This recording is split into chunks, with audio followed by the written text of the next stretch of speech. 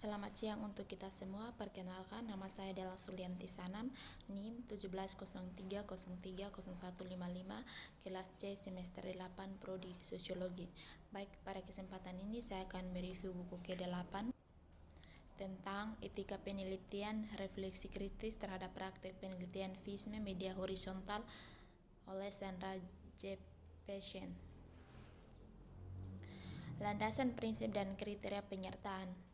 DEMAR kolektif didirikan untuk penelitian dan sebagai prosedur media otonom dari perspektif interaksional, didasarkan pada prinsip-prinsip anti-kapitalisme, feminisme, anti-rasisme, anti-kolonial, dan pembebasan LBGTO. Ini adalah media otonom peserta riset MARC, menghasilkan beragam jenis-jenis kelamin dan aktif dalam gerakan sosial yang beragam. Pertama, mereka adalah peserta dalam multi-issue akar rumput, gerakan sosial internal yang terdiri dari gabungan aktor sosial yang kompleks terlibat dalam aksi langsung dalam masyarakat, sementara melakukan tuntunan untuk kebijakan dan perubahan hukum. Kedua, konten dan struktur adalah anti-kapitalis, dibentuk oleh upaya untuk melawan kapitalisme dan terhubung dengan gerakan anti-otoriter, anarkis, dan otonom. Model pendanaan anti-kapitalis termasuk pendanaan masyarakat, iklan etnis, hibah, dan menghindari membayar dinding. Model tenaga kerja dan pengambilan keputusan cenderung bersifat horizontal dan terarah, dengan struktur gaji dari dibayar atau sering kurang dibayar menjadi tidak dibayar. Ketiga, mereka mempraktikkan otonomi kolektif melalui praktik perkiasan yang mendorong kolektivitas seperti demokrasi langsung, horizontal, dan penentuan nasib sendiri secara mandiri. Keempat, kepemilikan sendiri yang disediakan untuk pembuatan konten media independen dan aksi gerakan.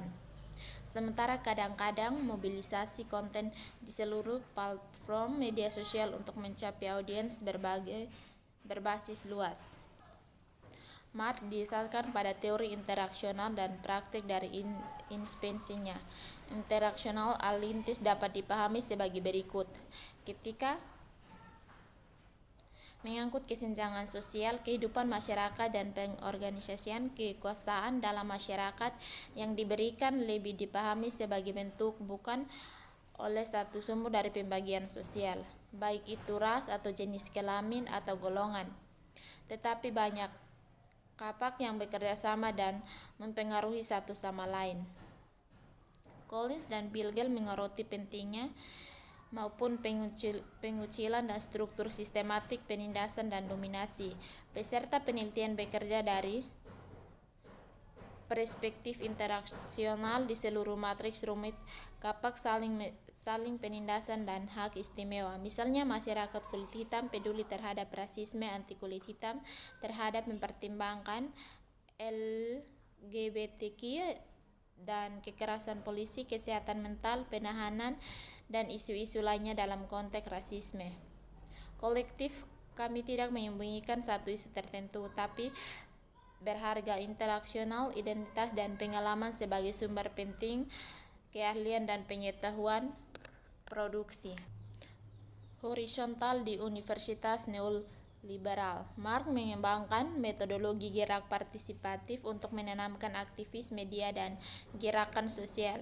Kegiatan kami dibagi menjadi aktivis dan praktik penelitian di bawah ini. Namun dalam praktiknya mereka terjerat. Praktik riset penelitian kami berlangsung dalam 3 tahap. Setiap tahap berikutnya pada hasil tahap sebelumnya. Partisipasinya aktif dalam jaringan, tidak ada batas, media feminisme interaksional, POD, dukungan pekerja seks, anti-Islamofobia, menentang kekerasan domestik yang bersifat rasis, kelompok komik, rasisme anti kulit hitam, keadilan iklim, film dokumenter menduduki penghinaan terhadap perempuan, media massa, media kolektif, majalah anti-kapitalis, dan banyak lagi. Tahap pertama, pencampuran media radikal. Pada 2014 dan 2015, peserta yang sesuai dengan kriteria kami diundang untuk menghadiri 6 campuran media radikal di seluruh Kanada. Ini adalah apa yang para peneliti sebut kelompok fokus, tetapi mereka difasilitas dalam format lokakarya aktivitas partisipasi dengan makanan, transportasi, dan perawatan anak yang disediakan.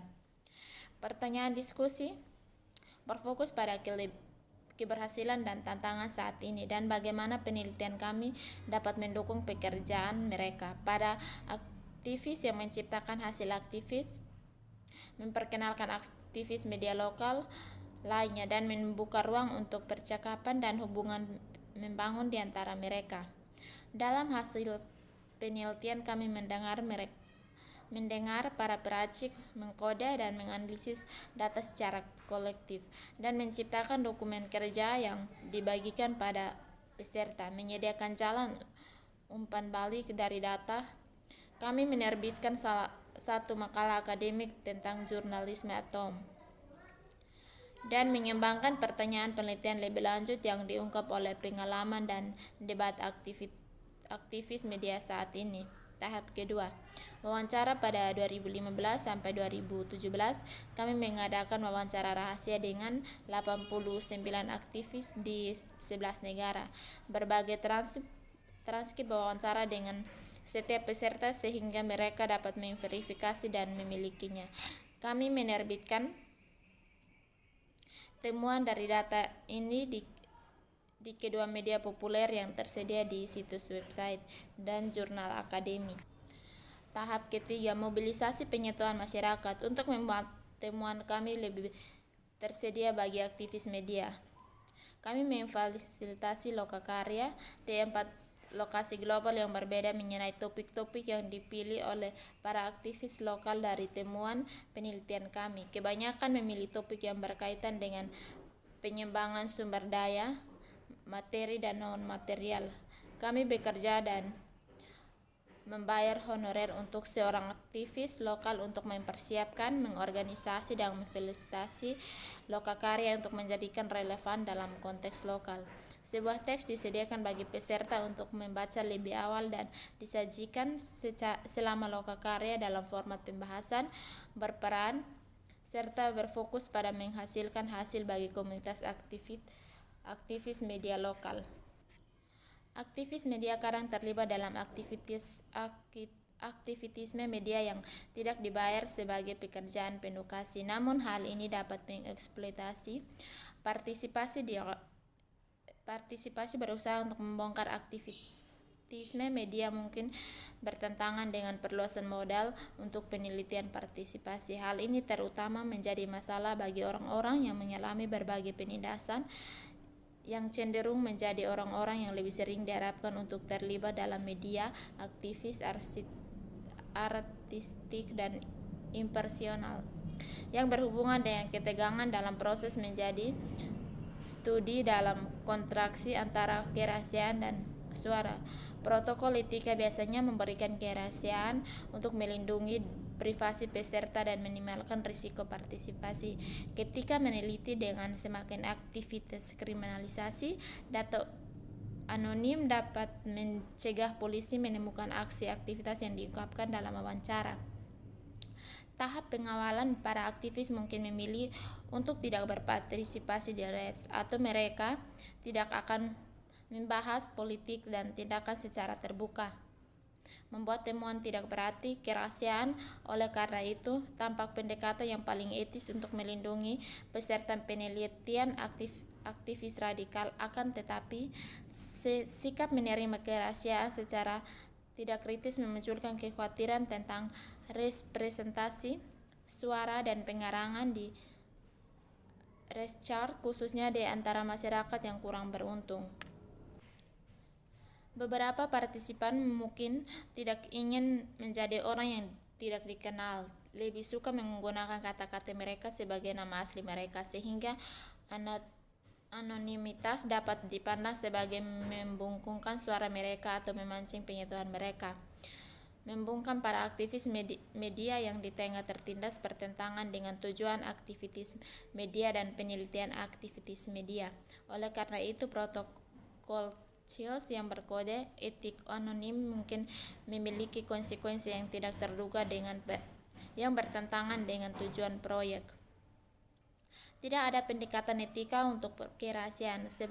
Sebaliknya, itu harus dinegosiasikan dengan peserta dalam proses pembangunan hubungan penelitian. Aktivis media mungkin berasumsi bahwa mereka peserta Richard menyediakan jalan untuk ekspresi diri yang dapat memperkuat pekerjaan mereka, menganugerahkan modal sosial atau status. Sebuah kolektif Richard dapat menyeimbangkan kriteria untuk pemilihan peserta riset yang dapat memiliki hasil yang tak terantisipasi. Kriteria misalnya untuk menyesuaikan diri dengan proyek aktivitas media dan bukan individu dapat secara tidak sengaja menciptakan pengecualian dari modal sosial. Dengan keputusan ilmiah logis yang memiliki dampak afektif pribadi, menetapkan kriteria untuk disertakan selalu menentang. Selain itu, meskipun modal sosial untuk menjadi partisipan riset yang bersirkulasi dalam masyarakat mungkin tidak terlihat oleh para peneliti, ini sangat terlihat oleh mereka yang bersaing untuk peran itu. Hal ini meresahkan dalam masyarakat di mana kopasi dan bantuan bersama lebih dihargai daripada kompetensi dan individualisme. Proses pemilihan partisipan dan mitra Richard dalam proses etis Richard and Rausa sharing. Oleh karena itu memaksakan struktur kompetitif kapitalis neoliberal yang mungkin menyebabkan aktivis media berebut sumber daya yang terbatas.